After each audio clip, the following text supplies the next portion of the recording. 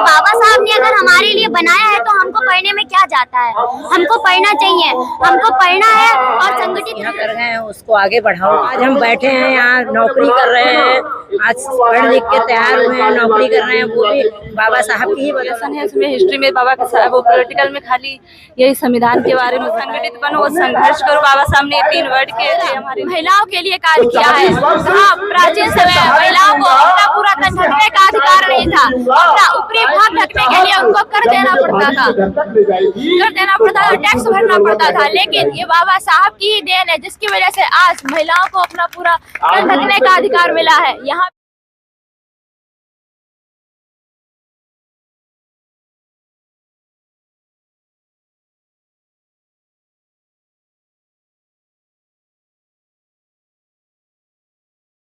उनके लिए यही कहेंगे कि बाबा साहब ने अगर हमारे लिए बनाया है तो हमको पढ़ने में क्या जाता है, हमको पढ़ना चाहिए, हमको पढ़ना है और संगठित रहना है। कार्यक्रम करते हैं, 14 अप्रैल मना लेते हैं, लेकिन 14 अप्रैल के बाद भूल जाते हैं, ऐसा क्यों होता है? भूल जाते हैं, भूल सब नहीं भूल जाते हैं ना। बच्चों को समझाना है, बच्चों को बताना है, ये सब चीजें हैं। बच्चों को पढ़ाना लिखाना है। बच्चे अपने बच्चों को पढ़ने के लिए आगे अग्रसर किया है कि आगे पढ़ लिख कुछ बनो। जो हमारे मसीहा कर गए हैं उसको आगे बढ़ाओ। मसीहा ने क्या किया था आपके लिए? हमारे लिए जो आज हम बैठे हैं यहाँ नौकरी कर रहे हैं, आज पढ़ लिख के तैयार हुए हैं, नौकरी कर रहे हैं, वो भी बाबा साहब की ही बदौलत कर रहे हैं। मैडम, इन्होंने कहा बाबा साहब की बदौलत कर रहे हैं, आप क्या कहना चाहोगे? बाबा साहब बदौलत कर ही रहे हैं, बाबा साहब बदौलत कर रहे हैं। बाबा साहब ने जो क्या क्या कहा था, कुछ पता है आपको? ज्यादा कुछ तो हमें नहीं पता है। बाबा साहब ने क्या क्या कहा था? बाबा साहब ने कहा शिक्षित बनो, संगठित रहो, संघर्ष करो।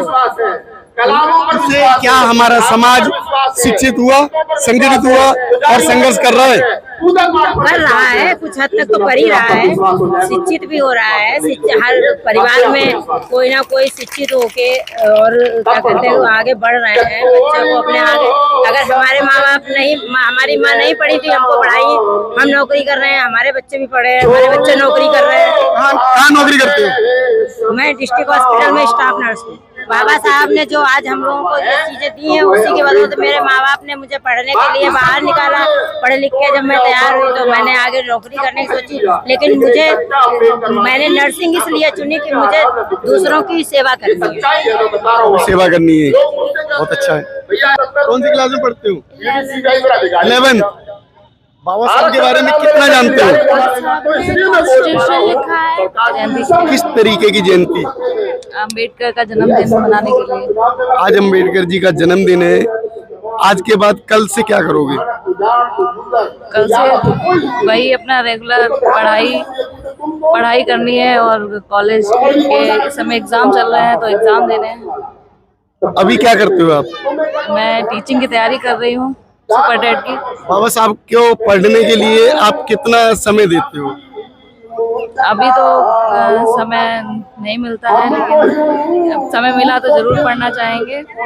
आपको पढ़ने का अधिकार बाबा साहब ने दिया और बाबा साहब को ही नहीं पढ़ते हो? जी पढ़ती हूँ, ऐसा नहीं है पढ़ती नहीं हूँ, लेकिन अभी डिटेल में नहीं पढ़ पाती हूँ। अभी बेटा आप क्या करते हो? ग्रेजुएशन होने वाला है कंप्लीट। बाबा साहब के बारे में कितना जानते हो?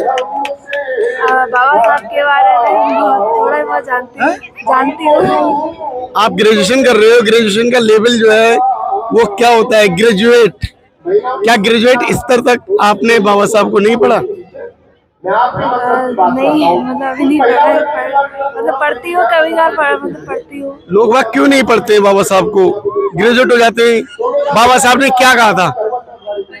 कि संघर्ष करो, सबसे पहले शिक्षित बनो, संघर्ष करो और संगठित। शिक्षित बन गए? कैसे बन गए? बाबा साहब को तो भूल गए? नहीं, ऐसी बात नहीं है, भूले नहीं हो, बहुत एहसान है बाबा साहब के। एहसान मानते हो, फिर भी बाबा साहब को नहीं पढ़ते हो? नहीं, नहीं पढ़ती हूँ। कौन सी क्लास में पढ़ते हो? मैं BA सेकेंड ईयर में हूँ। BA second year. अच्छा, कौन सी क्लास में हो? वही BA सेकेंड सेमेस्टर में। Second semester. बाबा साहब के बारे में कितना जानते हो? बाबा साहब के बारे में यही जानते हैं क्योंकि हमारे किताबों में मतलब जो हमारा जो ग्रेजुएशन है उसमें हिस्ट्री में बाबा के साहब, वो पॉलिटिकल में खाली यही संविधान के बारे में बताया गया है। बाबा ने संविधान लिखा है सब केवल, और कुछ नहीं बताया? मतलब बताया तो बहुत कुछ है, पर हमारी जो ग्रेजुएशन की बुक है उनमें तो सिर्फ इतना ही बताया गया है कि बाबा साहब ने वो संविधान लिखा है।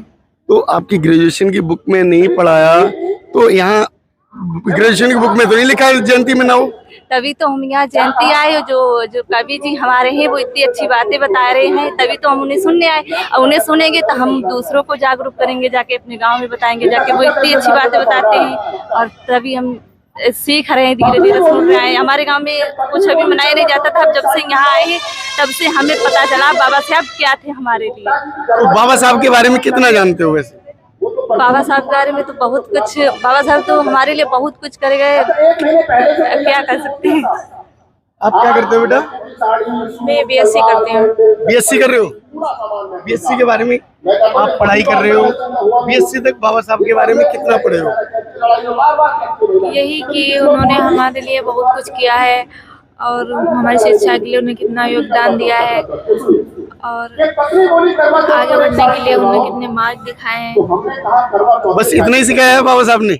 नहीं, बहुत कुछ सिखाया है कि शिक्षित बनो, संगठित बनो और संघर्ष करो। बाबा साहब ने 3 वर्ड किए थे हमारे लिए। बाबा साहब को कब पढ़ोगे? ग्रेजुएट तो होने जा रहे हो तुम लोग? नहीं पढ़ते, तभी तो जयंती में मनाते हैं, तभी तो आए हैं अच्छे विचार सुनने के लिए। पर क्या करें, कंपटीशन इतना है, कंपटीशन के चक्कर में पढ़ ही नहीं पाते हैं। बेटा बाबा साहब को पूरा तरीके से नहीं पढ़ रहे हो इसलिए? नहीं पढ़ रहे, बाबा साहब को पढ़ रहे हैं। उन्हें ध्यान से पढ़ना। क्या करते हो बेटा? बीए है मेरा, सेकंड ईयर। बाबा साहब के बारे में कितने जानते हो? बाबा साहब के बारे में तो अब जितना ही कहा जाए उतना ही कम है। वो इतने महान हस्ती हैं, इतने महान व्यक्तित्व हैं कि उनके लिए अगर कहें तो शब्द ही कम पड़ जाएंगे। फिर भी उतना ही कहना चाहूंगी कि उन्होंने सबसे ज्यादा हमारे समाज के लिए काम किया है, न केवल एक जाति के लिए बल्कि संपूर्ण समाज के लिए, संपूर्ण समाज के लोगों के लिए शिक्षा के प्रति जागरूक किया है और किस तरह क्या किया जाए ये सब हमें जानकारी दी है। साथ ही साथ सबसे ज्यादा मैं महिलाओं के लिए कहना चाहूंगी क्योंकि उन्होंने सबसे ज्यादा महिलाओं के लिए कार्य किया है। हाँ, प्राचीन समय में महिलाओं को अपना पूरा तन ढकने का अधिकार नहीं था, अपना ऊपरी भाग ढकने के लिए उनको कर देना पड़ता था, टैक्स भरना पड़ता था। लेकिन ये बाबा साहब की ही देन है जिसकी वजह से आज महिलाओं को अपना पूरा तन ढकने का अधिकार मिला है। यहाँ पे जितनी भी महिलाएं उपस्थित हैं, यहाँ पे जितने भी वक्ता के रूप में आई हुई है, वो सब बाबा साहब की देन है। बाबा साहब अगर ना होते तो शायद ना आप मुझसे पूछ रहे होते और ना मैं आपके सामने ये सब बता पा रही होती। तो बाबा साहब के बारे में मैं जितना कहूँ उतना ही कम है। आज मैं जो बोल पा रही हूँ वो सब बाबा साहब की ही देन है। जो पढ़ रहे हैं, हमें जो सारे अधिकार मिले हैं वो बाबा साहब की ही देन है। वो ना होते तो हम कभी कुछ नहीं होते, बगैर उनके हम कुछ भी नहीं है। बेटा ये कह रही है बाबा साहब के बिना हम कुछ नहीं है, तुम क्या करते हो? कि मेरा एक काम कीजिए, पहले मेरे 40 वर्षों का एग्जाम कीजिए और पेपर दिए हैं, इंटर के पेपर दिए हैं। इंटर के पेपर दिए, तो बाबा साहब को कितना जानते हो? अभी इन्होंने कहा कि बाबा साहब नहीं होते तो हम नहीं होते। नहीं रखने ना? बिल्कुल ठीक है, अरे बाबा बता साहब दो की गारंटी नहीं आज हम लोग पढ़ रहे हैं। गारंटी बेटा बाबा साहब के अभी तक डर है, वो डर है। कहा बाबा साहब के लिए, चलिए खैर अब देश के उन महिलाओं के लिए, लड़कियों के लिए क्या कहना चाहोगे जो बाबा साहब को नहीं मानती? मैं देश की उन महिलाओं और उन लड़कियों से यही कहना चाहूंगी कि आप जो बाबा साहब को नहीं मानती हो, उनको ये समझती हो कि वो आपके जात बिरादरी के नहीं है। ज्यादातर लोगों का मानना है कि वो चमार बिरादरी के हैं, चमार जाति के हैं, लेकिन ये उनकी भूल है क्योंकि वो चमार जाति के नहीं, वो महार जाति के थे, जो कि उत्तर प्रदेश में पाई ही नहीं जाती है, क्योंकि मध्य प्रदेश में पाई जाती है। जब यहाँ पे पाई ही नहीं जाती है तो आप कैसे कह सकते हो कि वो चमार जाति के हैं? और जिस बाबा साहब को आपको मानने में शर्म आती है, उनको उनका नाम लेने में आपको शर्म महसूस होती है, आप उनको हीन समझते हो, ये आपकी भूल है। आप भगवान को मानते हो। मैं किसी की आस्था के साथ खिलवाड़ नहीं करना चाहती, ना ही किसी की आस्था का खंडन करती हूँ, लेकिन ये कहना चाहती हूँ कि जिस ईश्वर के सामने आप जाके माथा टेकते हो, जिस मंदिर के सामने जाके आप घंटा बजाते हो, वो उन्हीं की देन है। अगर बाबा साहब ना होते तो आप तो मंदिर जा ही नहीं पाते। भाई मंदिर में जाने का आपको कोई अधिकार ही नहीं था, आपके लिए द्वार बंद थे, कपाट बंद थे, शूद्रों का जाना वहाँ वर्जित था। ना तो शूद्र मंत्रों का उच्चारण कर सकते थे, वेद पुराण कुछ भी नहीं। अगर सुन लेते थे तो कानों में चेन कर दिया जाता था, बोल देते थे तो उनकी जिह्वा काट ली जाती थी। तो बस उन महिलाओं के लिए यही कहना चाहूंगी कि बाबा साहब को जरूर मानिए। अगर बाबा साहब ना होते तो आप आज नहीं होते। हिंदू कोड बिल के बारे में जानते हो? हिंदू कोड बिल, इसके बारे में कुछ ज्यादा नहीं जानते। हिंदू कोड बिल ही है जिसकी वजह से आप बैठे हो यहाँ पे, ये बाबा साहब ने दिया था। अब सब इसे कब पढ़ोगे? इसे पढ़ेंगे अभी, इसके बारे में हमें ज्यादा जानकारी नहीं, ज्यादा पढ़ा नहीं है, पर जहाँ तक जानकारी है तो यही कहना चाहूंगी कि बाबा साहब को जरूर मानिए, उन्हीं की बदौलत हमें। साथियों, इन बच्चों ने, इन महिलाओं ने जो कहा, आप इनकी बातों से कितना सहमत हैं?